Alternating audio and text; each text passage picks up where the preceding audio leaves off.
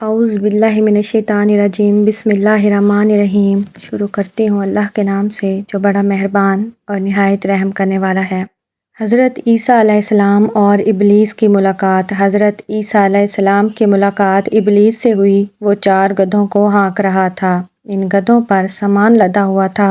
حضرت عیسیٰ علیہ السلام نے ابلیس سے ان گدھوں کے ہانکنے اور سامان کے بارے میں پوچھا۔ ابلیس نے جواب میں کہا، تجارت کا سامان ان گدھوں پر لدا ہوا ہے اور خریدنے والوں کی تلاش کر رہا ہوں۔ حضرت عیسیٰ علیہ السلام نے اس کی بات سن کر پوچھا، پہلے گدھے پر کیا سامان ہے؟ ابلیس نے کہا، ظلم۔ حضرت عیسیٰ علیہ السلام نے پوچھا، اسے کون خریدے گا؟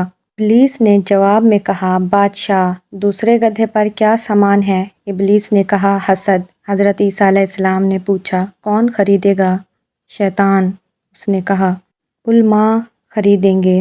حضرت عیسیٰ علیہ السلام نے پوچھا، تیسرے گدھے پر کون سا سامان ہے؟ ابلیس نے کہا، خیانت۔ حضرت عیسیٰ علیہ السلام نے پوچھا، کون خریدے گا؟ شیطان نے کہا، تاجر۔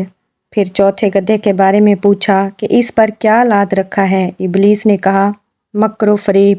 حضرت عیسیٰ نے پوچھا، کون خریدے گا؟ تو شیطان نے جواب میں کہا، عورتیں۔ عزیز دوستو، ویڈیو پسند آ جائے تو لائک اور شیئر ضرور کریں اور چینل کو سبسکرائب کریں۔ شکریہ۔ ایک نئی ویڈیو کے ساتھ دوبارہ حاضر ہوں گی، تب تک کے لیے خدا حافظ۔ اللہ نگہبان۔